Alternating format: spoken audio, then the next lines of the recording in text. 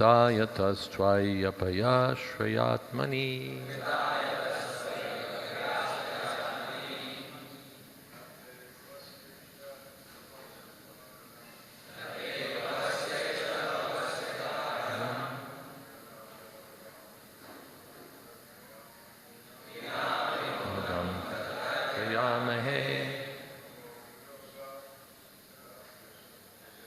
Pavo nirodhas titirapya vidyaya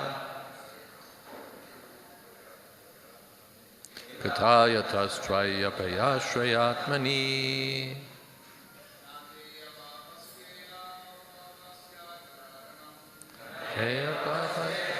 Vasya karanam Vina vinodam vatatarkayamahe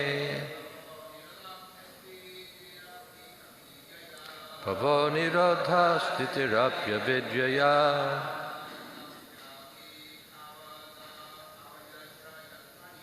Kritayatas trayapayashrayatmani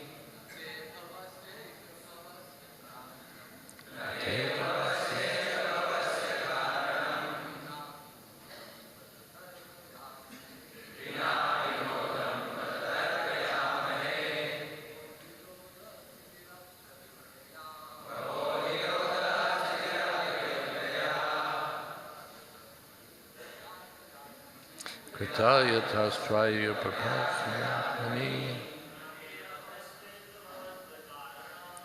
Te bhavasyesha bhavasya karanam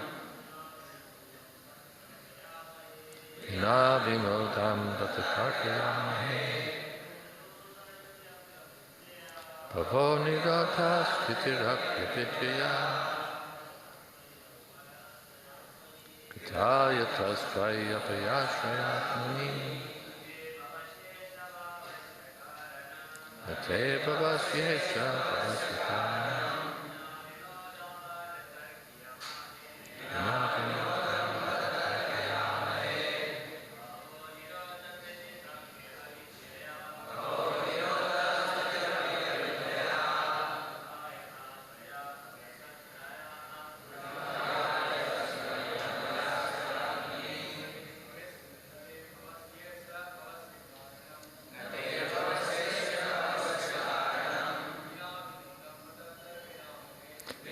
Vinodam vatatarkayamahe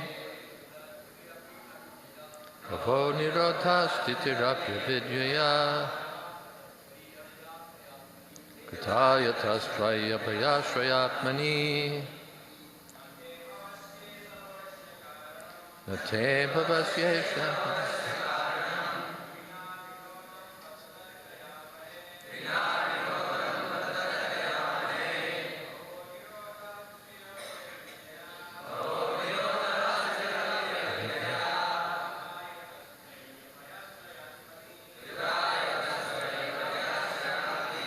Ladies,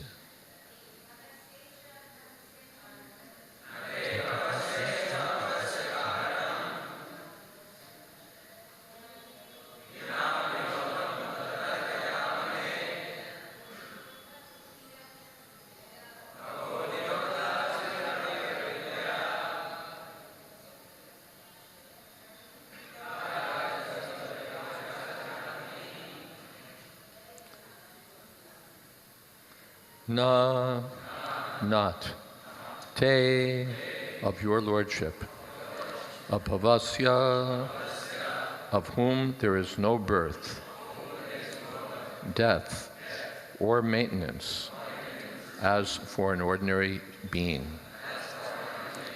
Isha, O Supreme Lord, Bhavasya, of your appearance, your birth, Karanam, the cause, Vina, without, Vinodam, the pastimes.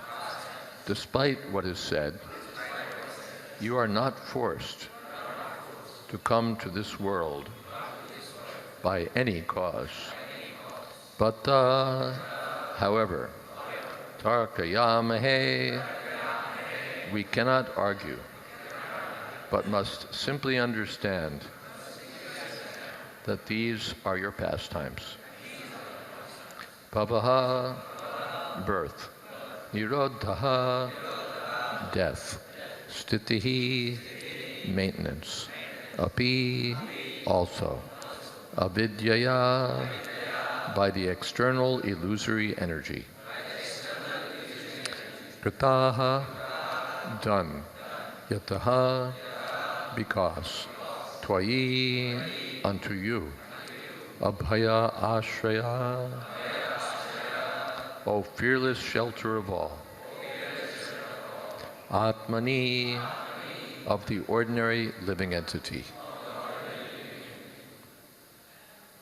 O Supreme Lord, you are not an ordinary living entity appearing in this material world as a result of fruitive activities.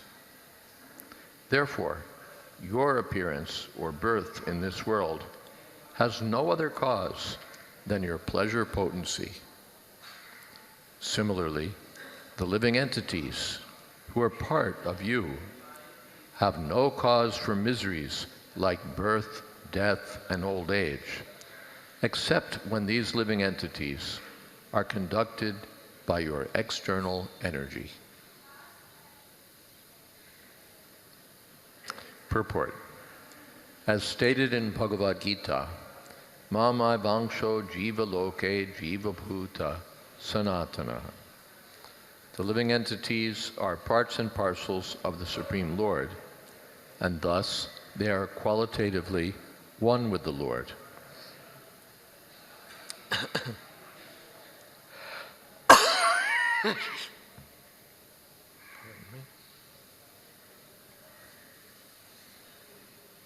We can understand that when the Supreme Lord appears or disappears as an incarnation, there is no other cause than his pleasure potency.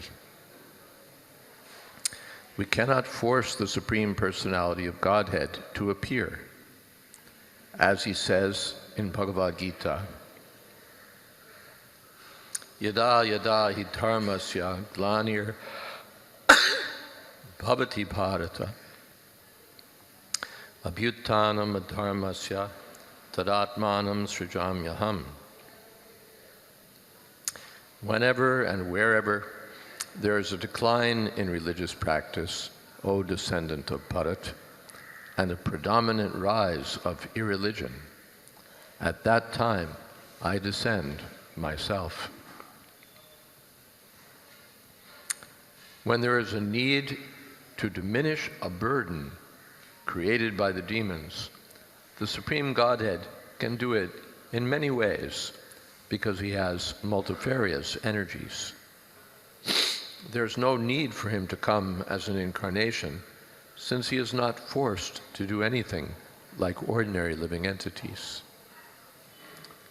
The living entities come to this material world in the spirit of enjoyment, but because they want to enjoy without Krishna. Krishna bahirmukh haya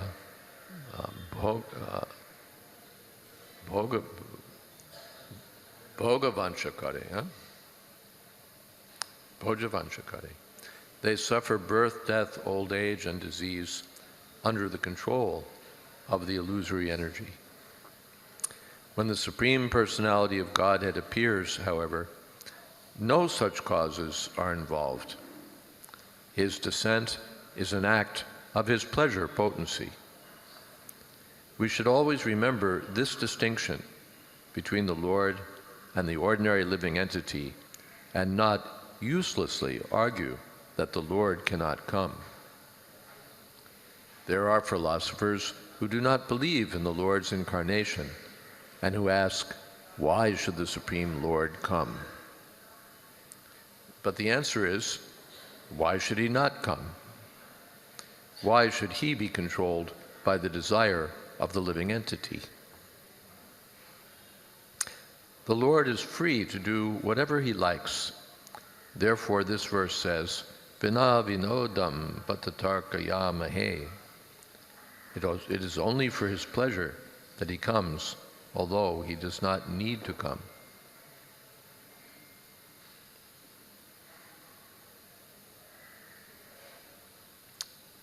When the living entities come to this world for material enjoyment, they're entangled in karma and karmapal by the Lord's illusory energy.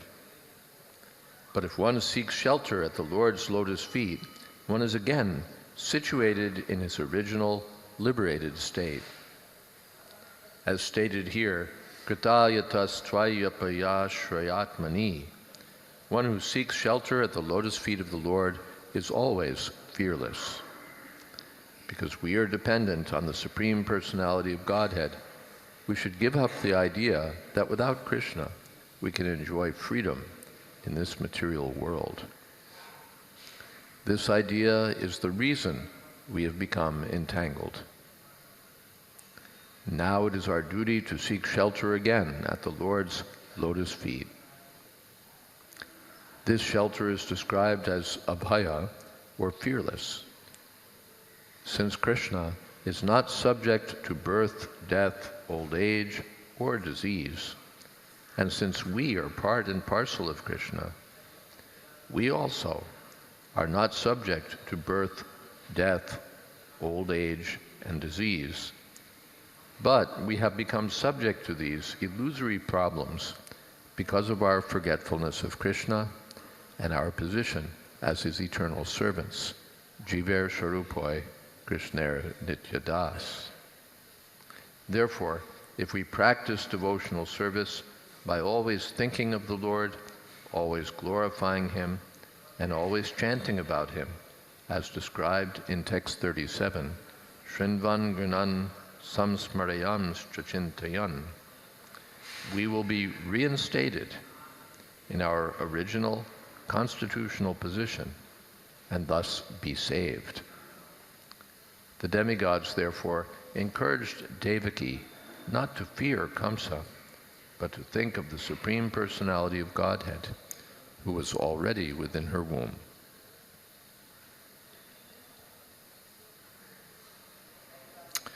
Om Jnanatimidantasya Gyananjana Shalakaya Chakshun Militam Jena Tasmai Shri Gurave Namaha Shri Chaitanya Manobhistam Sthapitam Jena Bhutale Swayam Rupakada Mahyam Tadhati Shapatantikam Vande Hang Shri Guru Shri Jata Padakamalang Shri Gurun Vaishnavamscha Shri Rupam Sagrajatam Sahagana Raghunathan Vitam Stam Sajivam Sadvaitam Savadhutam Parijana Sahitam Krishna Chaitanya Devam Shri Radha Krishna Padan Sahagana Lalita Sri Vishakhan Vitamscha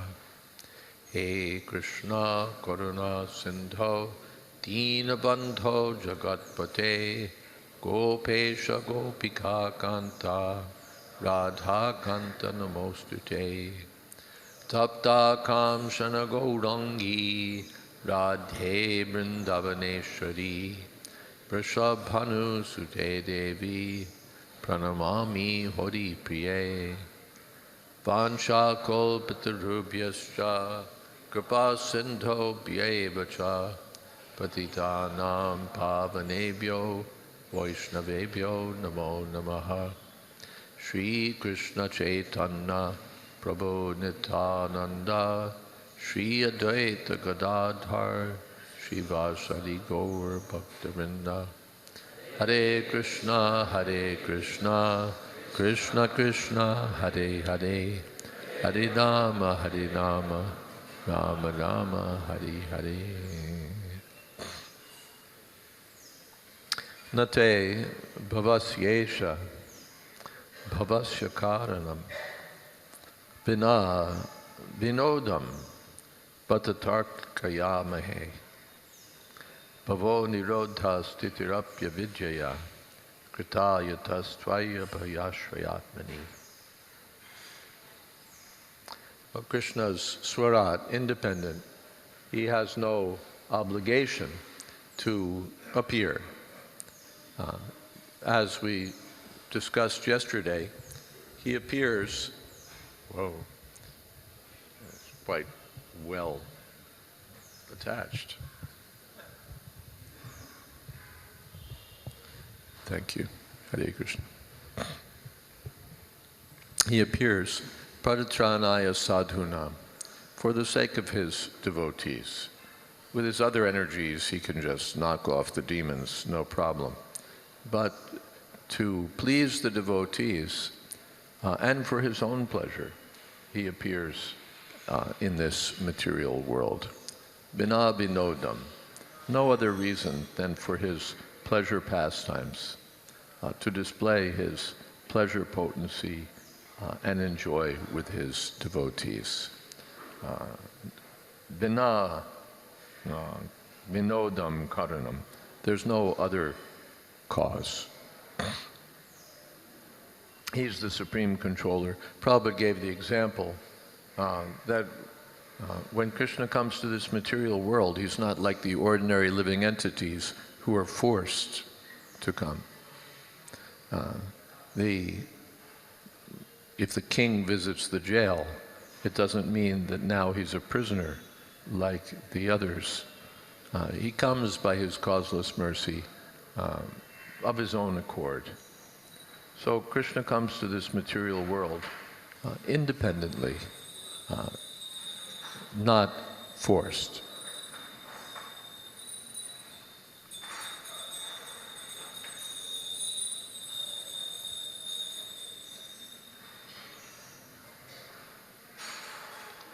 And tarkayamahe, there's no use arguing about it. Tarko apratishta. Arguments won't get us anywhere. This is what Krishna does.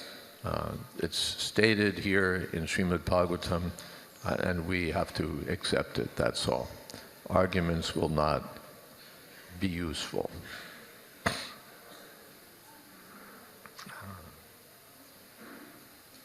Tarka pratishtana, nothing will be established just by argument. We have to hear submissively from authorities like Bhagavad Gita, Srimad Bhagavatam, as received in the parampara system. Then we can understand something about Krishna. Otherwise, by argument, we'll be lost. Bhavo nirodha stitir api avidyaya. The living entities also are not meant for this material world, but we come here out of avidya. And Srila Prabhupada describes this avidya as the false desire to enjoy independently of Krishna. That's the avidya. Mami vamso jiva loke jiva bhuta sanatana. All the living entities are parts of Krishna, and there's no effective point of trying to be independent. Krishna is independent, Swarat, and we're not independent.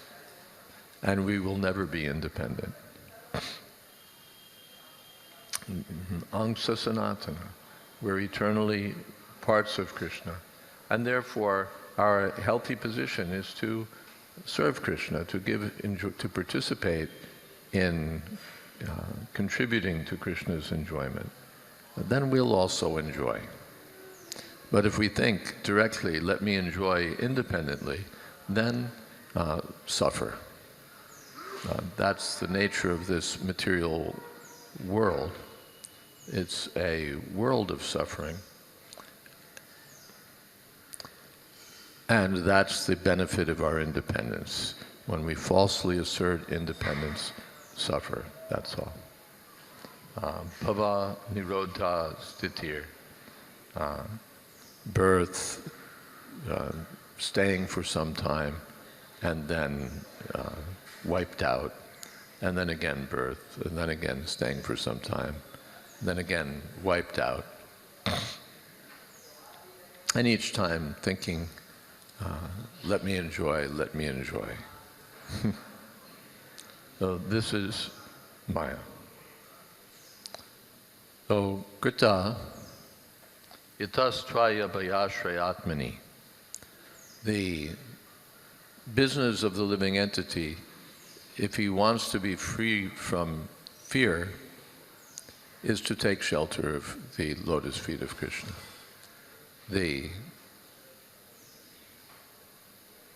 Yes.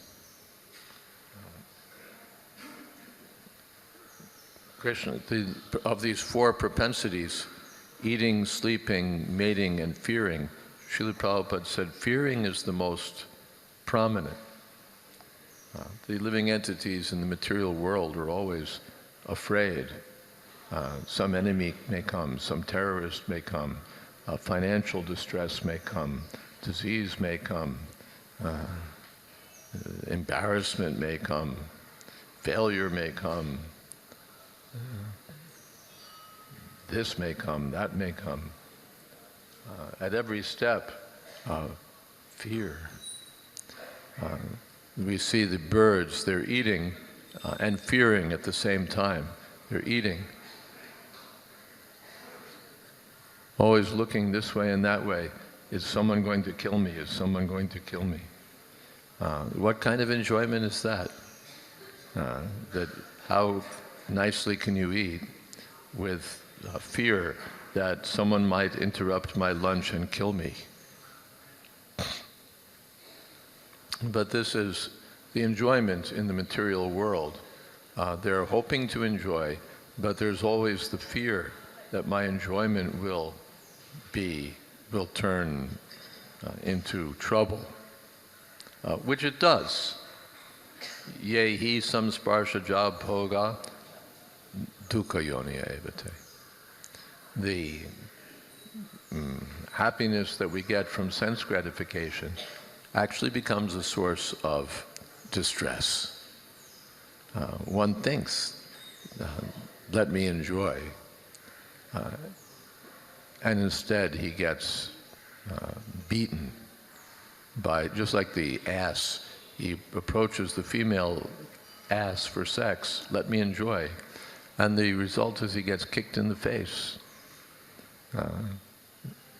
So this is the material world. The more we try to enjoy, the more we suffer. The more we suffer.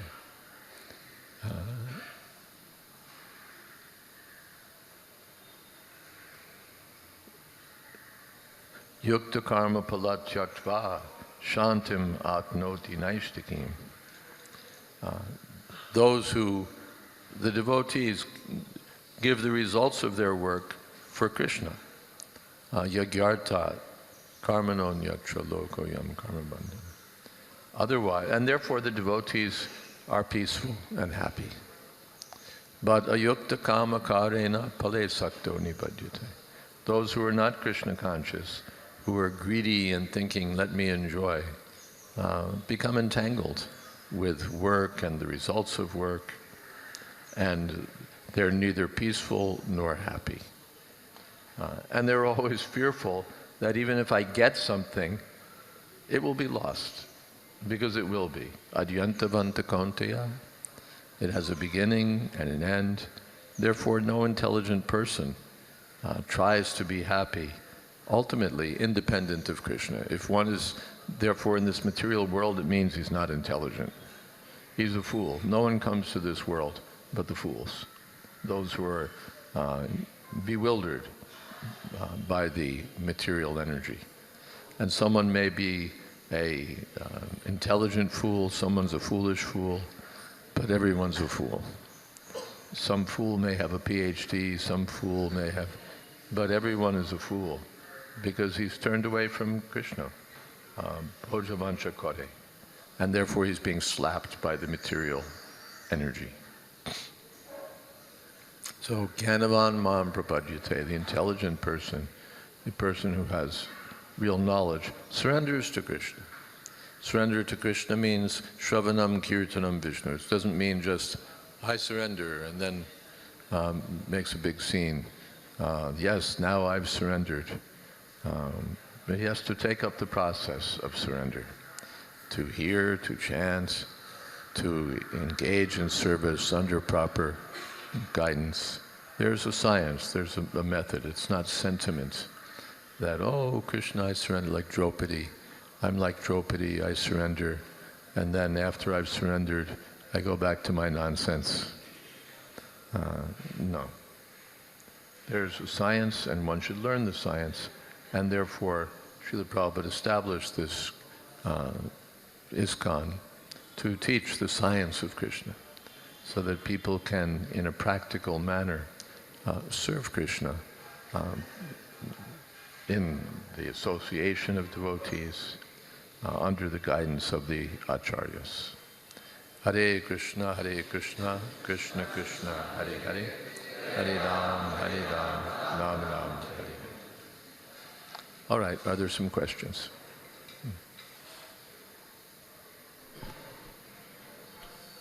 Hare Krishna. As a practicing devotee, we know, we have heard, we have read also. We don't what? That desire for separate enjoyment other than Krishna consciousness leads to suffering.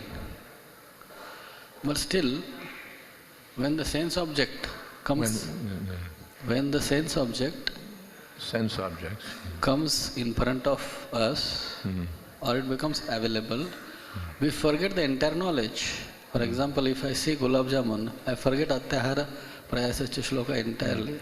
We know the philosophy, sense enjoyment leads to trouble, but when some sense object comes before us, we become eager to enjoy. So why we forget this knowledge? Why do we forget this knowledge? Because of past habits, past entanglement. Just like a drunkard. He knows that this has caused me so much suffering, and he takes some kind of treatment or therapy and gives up drinking.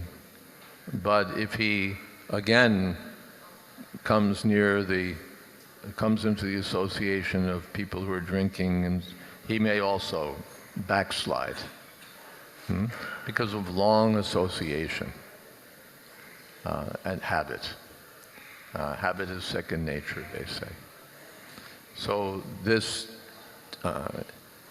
is there. We're in the probational stage, or the stage of practice. So we're given knowledge, we understand something, but because of our past association and past indulgence in, or past dedication to the path of sense enjoyment, when something that's appealing to our senses comes before us, we forget. This is called Maya, especially women. That's sense enjoyment number one for the man. So he knows everything, but then he sees a beautiful woman and he loses his intelligence. Tadasya harati pragyam vayurnavam ivambasi. His intelligence is swept away like a boat on the water, swept away by a strong wind. So therefore, two things are recommended. One is that one should become stronger and stronger in Krishna consciousness, so that the material sense objects will not seem very attractive. Raso varjam raso pyasya param drishtva nivartate. And the other is to realize that I'm not in the perfect stage, I'm in the probationary stage, and therefore I should be very careful to avoid the association of opportunities for sense enjoyment, or to see everything in terms of potential sense enjoyment. Just like the drunkards, they take some cure, they're doing fine, but they're advised, don't go near the tavern, don't hang out with your old friends, don't get into any situation where, again, you may be attracted to drink, because you have that habit. So if you're careless, again, you'll slide back into that habit, or you'll forget everything. So don't hang out with your old drinking buddies. Don't walk near to the tavern and peek in, and you avoid. So the perfected souls, they don't have to worry, but we're not them. And therefore, we're advised. Therefore, Chaitanya Mahaprabhu set the standard. He was very careful about the association of women. Prabhupada said, man is good, woman is good, but man and woman together, not good. The man is like butter, the woman is like fire. You put the two together, melt. So, does that answer your question? Yes.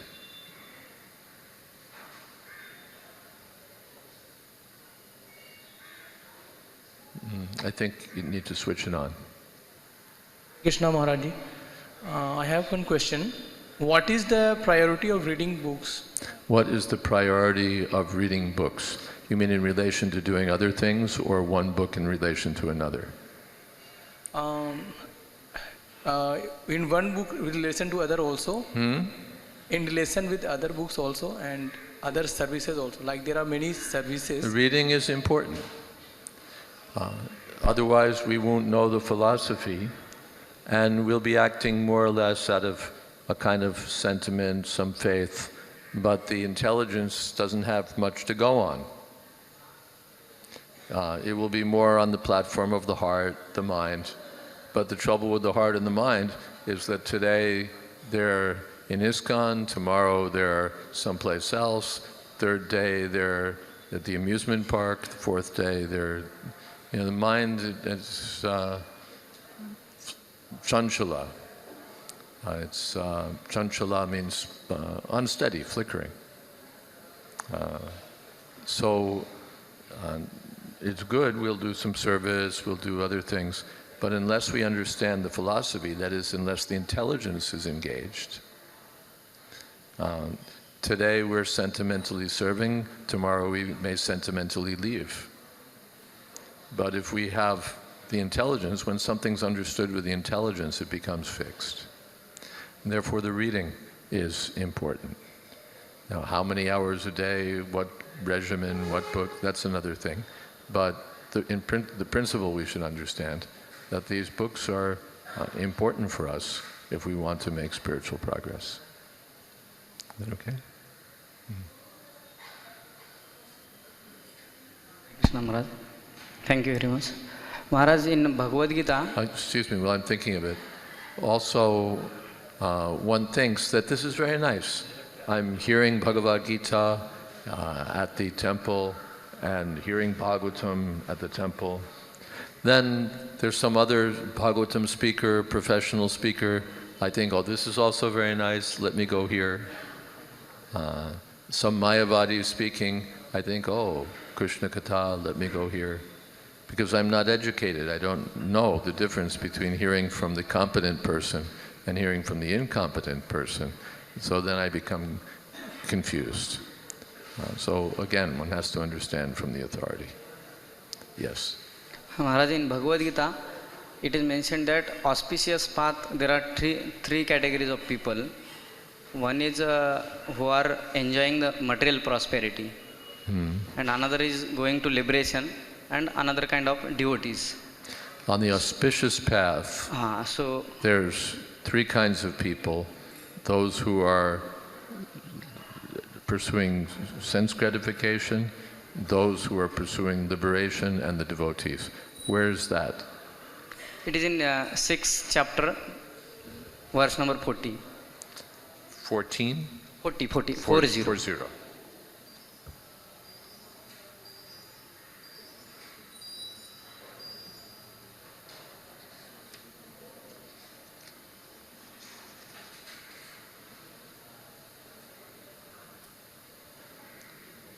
No. Partanaiveha namutra vinashas tasya vidyate. Nahi kalyanakrit. It doesn't say what you just told me. Maharaj, in purport, Prabhupada is telling in last para. Okay, that's not. So What does it say? My question is that, What does it say? Do you have it with you? yes, So, Pariye. those who are following the path of auspicious can be divided into three sections, namely the followers of scriptural rules and regulation who are enjoying material prosperity, those who are trying to find ultimate liberation from material existence, those who are devotee in Krishna consciousness. So, Continue. yeah. Those who are following the rules and regulation of scriptures for material happiness may be further divided into two classes. Those who are fruitive workers and those who desires no fruit for sense gratification. Those who are after fruitive result for sense gratification may be elevated to higher standard of life, even to the higher planets, but still because they are not free from material existence, they are not following the true auspicious path. So, Not following the true auspicious path. So auspicious means, in this context, that they're following Shastra. That's auspicious. It's not vikarma. To follow vikarma, or just do whatever you think, ayukta kama karena, what is that? Vartate kama karata. Acting according to their whims. That's not at all auspicious. So whether they have material desires or desire liberation, or they're devotees, following Shastra will put them on the auspicious path. But here we see that Prabhupada said that the path of sense gratification isn't really auspicious. It's auspicious in that they're following some regulative principles. But it's not the true auspicious path. The true auspicious path is devotional service. Maharaj, my question was that second category, it is mentioned, Prabhupada, auspicious, and those who are following rules and regulation, they are of two kind category. One is fruitive workers and another is niskamkar. So my question is that what impetus they have, which are niskam karma yogi? What impetus do they have? To work, or what kind of work they do also? Those who are nishkama, free from desires, work as a matter of duty. Karyam ityeva yat karma kriyaterjana. They work because this is my duty.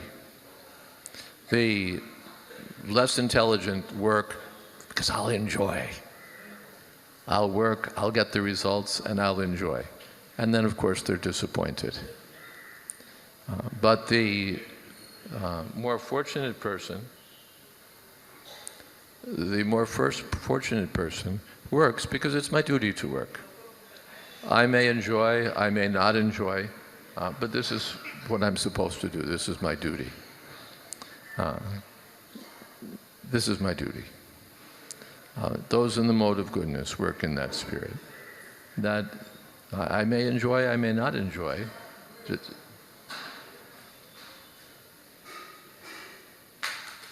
I may enjoy or I may not enjoy. But just like Arjuna, he's not going to enjoy by killing his grandfather, killing his guru. But it's his duty. So, without any expectation of happiness, he does his work. Karmanye vadikaraste ma paleshu kadach. Is that okay? Difference between bhakti yogi, work for Krishna, and niskam yogi. Work for Krishna and this obligatory work, what's the difference? Huh? Obligatory work means this is my duty, I do it. And devotional service is, I want to please Krishna, therefore I do it. Two different, it's the same work. Someone's doing it for enjoyment. He's the big fool. And someone's doing it for liberation. He's another kind of fool. And someone's doing it without expectation of return because it's his duty. That's better. But the person who's doing it just to please Krishna, He's the devotee. Is that okay? Yeah.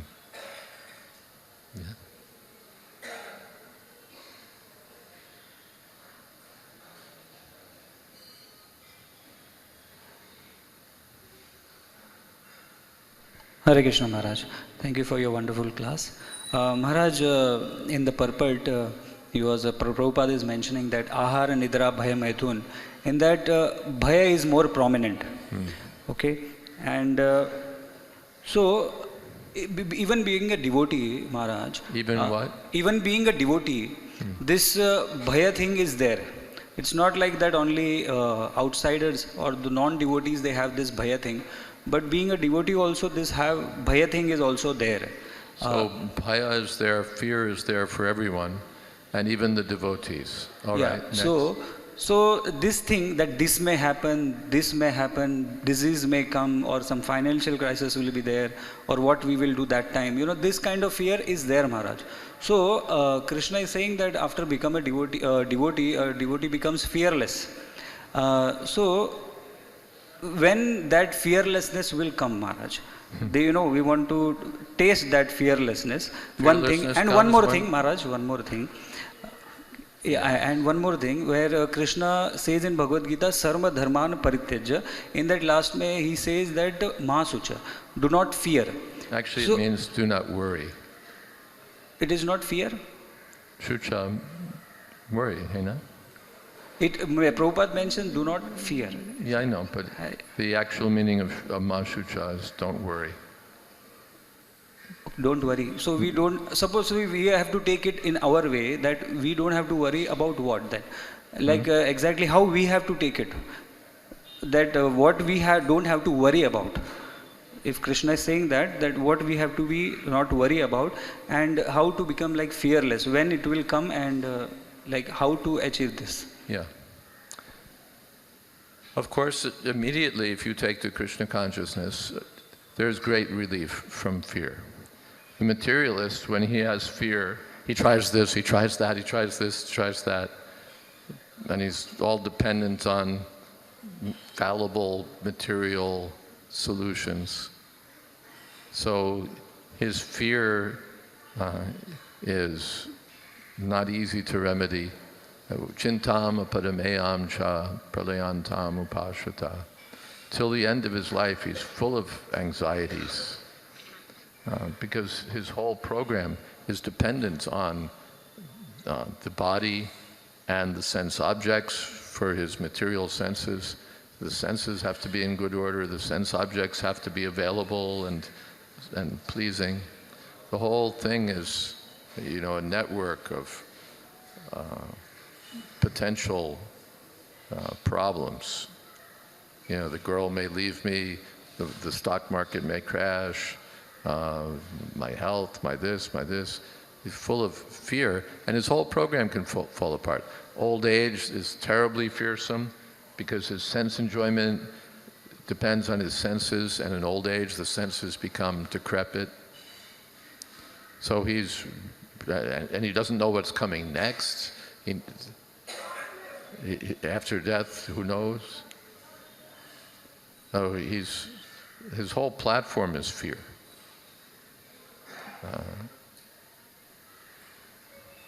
Bhayam dvitiya biniveshitasya, because he's full of, he's living in dualities of good and bad and success and failure. He's always in fear. So the Krishna conscious person, brahmabhuta prasanatma, he becomes joyful because he knows I'm not this body.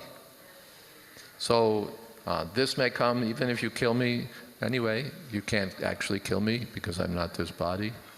So many sources of fear at once melt away because he sees it's like a tiger that you see in a dream. This material life is a dream, and the fearsome tigers are the dream tigers. So he's at once relieved of so many anxieties, so many fears, so many worries. Still something is left because we have this body, and just it's wired into the biological system that we hear a loud sound and we It's natural, but in such circumstances, the devotee remembers Krishna. So many demons appear in the Vrindavan, the Brajbasis, Krishna, Krishna. The Ashwatthama sends his Brahmastra to kill the last descendants of the Pandavas. Krishna, Krishna. That's the natural tendency of the devotee. When there's a source of fear, he takes shelter of Krishna.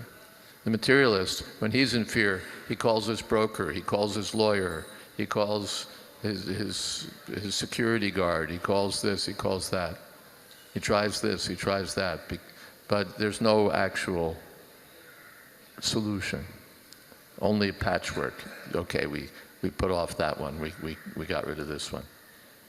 But the devotee has the abhayashraya, the source of freedom from fear. And when the devotee is perfect, he always thinks of Krishna. When he's in the practicing stage, he may also sometimes think, I could do this, I could do that. But when he's Krishna conscious, or he thinks this is a big threat, this is a big, this. But when he remembers Krishna, then he's freed. And in the perfect stage, one always remembers Krishna. Is that okay? Okay, Maharaj. Thank you. Hare Krishna Maharaj. We have to fully surrender to Krishna, but still not able. We are following 4 principles. We are doing association with the devotees. We are reading everything. Could you put some lights on this, please? I didn't get the question. We're following these 4 principles, we're associating with devotees. Yeah. And? Reading Bhagavatam, Bhagavad Gita. We're reading, but still we are not fully surrendered to Krishna. Because it's a process. Just like my favorite example, Bombay is so nice because you have this gymkhana across from the temple, and they're always practicing. They're lifting their weights, they're doing all that gym stuff. But it's not that when they first join or they first go, now they become Superman. By regular practice, they gradually become Superman. Somewhat super. Superficially super. Oh. Thank you, Maharaj.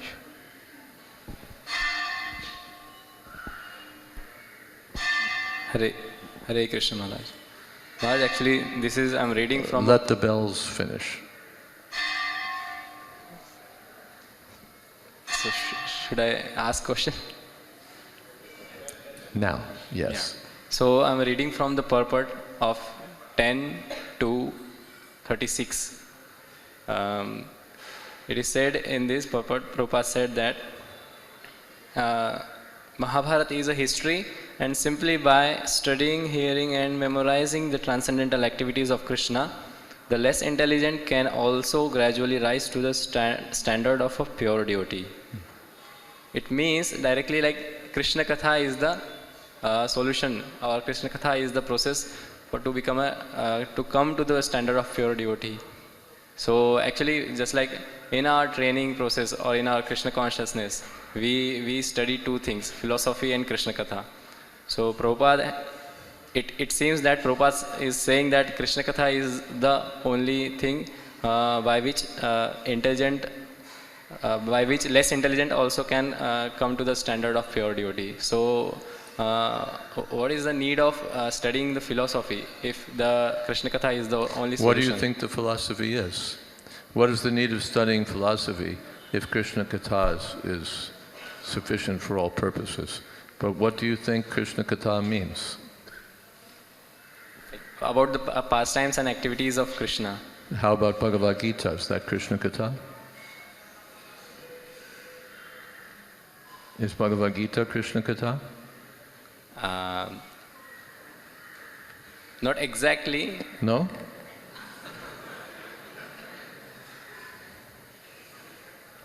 It's spoken by Krishna himself. Actually, there are two kinds of Krishna Katha. The Krishna Katha spoken about Krishna and Krishna Katha spoken by Krishna. So this Bhagavad Gita is certainly Krishna Katha. And is it philosophy? Yes. And Srimad Bhagavatam, do you think it's just pastimes and no philosophy? Only Lilamrit is there, the nectar of the activities, but philosophy, that's someplace else, Vedanta Sutra or the Upanishads. Is that your thinking? The Sukadeva Goswami is speaking to Parikshit, Krishna Katha. They're the examples. Parikshit became perfect by hearing Krishna Katha. Sukadeva became perfect by speaking Krishna Katha. And what are they hearing and speaking? So much philosophy. You subtract all the philosophy, you can finish the book in 20 verses.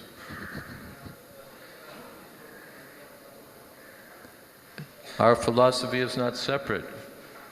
When we hear about Krishna, his name, his form, his qualities, his pastimes, it's all happening on the platform of philosophy. What is that? Tatstradhana muniyo jnana vairagya yuktaya pashyantyatmani chatmanam bhaktya shruta grihitaya. This Bhagavatam is all heard in terms of philosophy. Simply hearing, this is the Mayavadis, or the ordinary people, they'll speak about Krishna's pastimes, but no philosophy. Therefore, they don't even understand who Krishna is. Oh yes, Krishna was such a mischievous little boy. Oh, Krishna is the impersonal manifestation of the Nirakar Brahma. Oh, Krishna is my Ishta Devata. There's so many other Ishta Devatas, but I like Krishna. They have so many misconceptions because they hear Krishna Lila without philosophy or with bogus philosophy. So one has to hear Krishna Katha in full. Janma karma chame divyam evam yo veti tattvata. One has to understand Krishna tattva. The business of the guru, Jai Krishna tattva veta she guruha. He has to know the Krishna tattva and speak it to the disciple, not that he just speaks lila.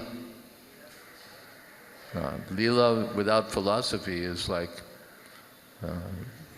what would you say? A hand without fingers or something. It's not complete. Understanding Krishna Lila means we must understand the philosophy. Otherwise we'll misunderstand. Just like the Prakrita Sahajas. They just want Lila. And they don't want to hear philosophy. And then they want to imitate the Lila. Because they don't understand the philosophy. They think Krishna is enjoying, I can also enjoy. So much rubbish is in their heads because they only want Leela, but they don't want philosophy. So one must, if one actually wants to hear Krishna Katha doesn't mean just Leela. There is no separate Leela, just like there's no Radharani without Krishna. So there's no Leela without philosophy also. Krishna is the absolute truth. The Leela of Krishna, Krishna Leela means the Leelas of the absolute truth. So if we want to understand the Leela, we have to understand the absolute truth. Otherwise we won't understand the Leela. But they want the Leela without the truth. Therefore they jump to the 10th canto at once, skipping over all this dry philosophy in the earlier cantos. But even if they properly read the 10th canto, so much philosophy is there. Prayers by the personified Vedas, it's all philosophy. And every other chapter, there's philosophy. Something else? Hare Krishna Maharaj. Hare Krishna, where are you? हरे कृष्ण.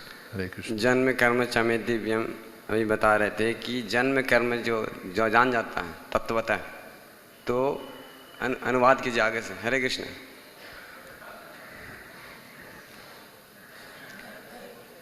जैसे अभी जन्म की कथा हम लोग सुन रहे हैं, तो भगवान श्री कृष्ण ने गीता के उपदेश में बताएं कि जन्म कर्म च मे दिव्यम.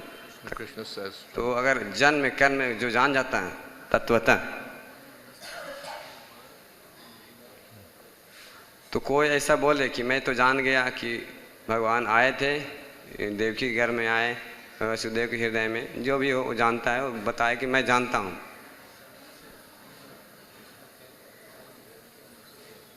और फिर वहाँ से यशोदा के नंदन भी वहाँ पालन हुआ, वो सारे बताएगा तत्वतः. तो क्या मैं उसको समझूंगा कि वो तत्वदेहम पुनर्जन्म नैति मामेति स्व अर्जुन, फिर दूसरा उसका जन्म नहीं होगा?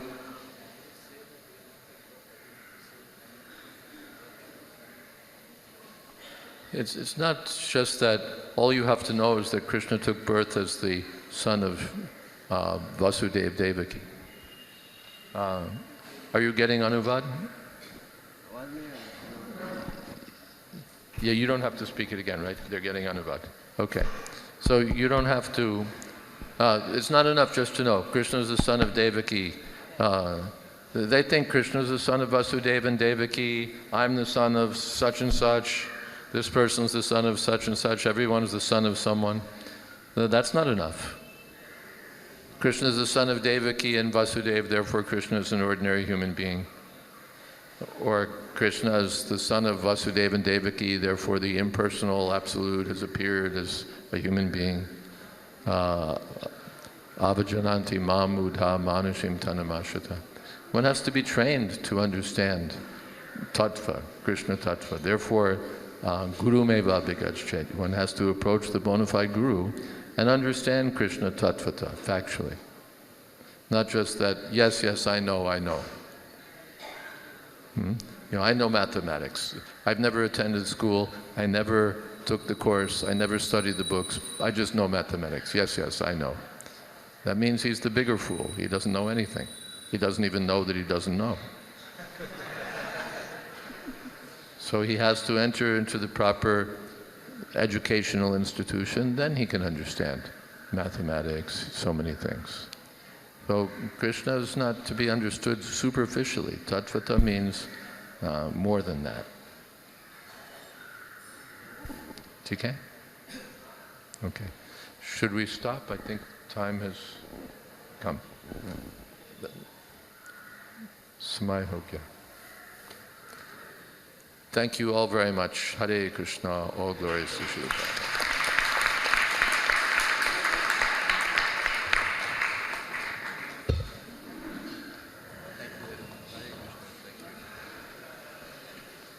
In addition to